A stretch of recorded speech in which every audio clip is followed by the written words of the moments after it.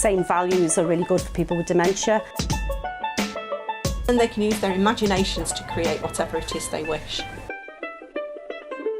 Gender definitely does have an influence on how children select toys. I think that toys can be very beneficial for a child's education. Lego is here. Hey, kids. In the UK, the average spent on children's toys is £438 per child. But can toys be used for more than just recreational purposes?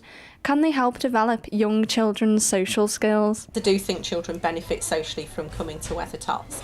It gives them an opportunity to share, learn different communication skills and interaction skills. And it's really important that they do get to work and play with other children, as well as the adults that are in the room, such as our sixth form students and also parents and carers.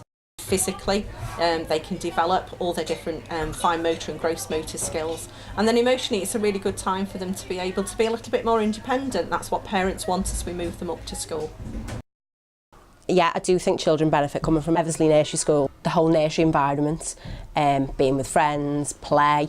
We work to the EYFS, so it's a government programme. All children learn individually. We track all their progress, so you can see what they've learned and where they've achieved. All of my own children have come here as well, and now they're all, well, one's still here and 3 are in school. One's just past 11 plus, so that's proof that they've benefited from coming here. The girls that plan it, both the level 2 childcare students and the A-level students, have to make sure that they've got activities out for a wide range of children. So we have children from 0 to 4. They've got to make sure that there's stimulating activities there ready for them to, as I say, to problem solve, improve their concentration. So even something as simple as Duplo is absolutely fantastic for them. Learning their colours, you can do it on numbers, you can do it on shapes, sizes, and then they can use their imaginations to create whatever it is they wish. Some of the best things you can do with children, something sat next to you at the moment, lovely cardboard box. It's amazing what children can do, filling it, emptying it, sitting in it, turning it into a boat or a hat or a helmet. Sometimes some of the most beautiful toys and experiences that you see with the children are not expensive ones, they are the cheapest ones. My favourite toy when I was younger was trains. My favourite toy when I was younger was Lego. My favourite toy when I was a child was a Nintendo DS because of the variety of games. My favourite toy when I was younger was an ET 3D viewer. I don't think there's any one toy, other than saying that the setting needs to make sure that there's opportunities for children to use their imagination, and that's what an early years setting should be about, not buying one particular toy that they would get something from and calling it an educational toy. All toys should have some educational value of some description, so it's about making sure those toys are available for all children to access in whatever way they wish. However, children don't just benefit from toys in social situations, they can also be used to develop in an educational sense.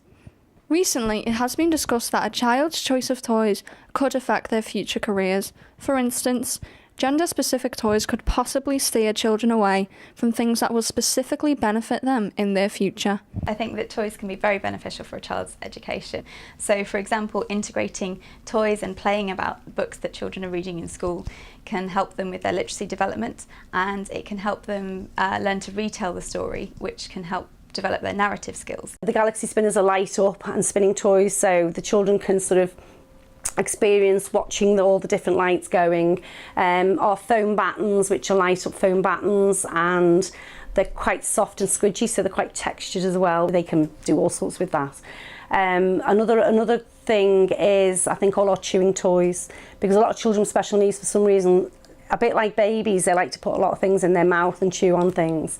So the chewing toys, we get loads of parents saying, oh, you know, have you got any toys that can be chewed? And most toys can't be, but we have very specific toys that can be. So there was a very big study recently which showed that sort of mind training games or brain training games and puzzles and toys don't actually have any effect on adults' brains.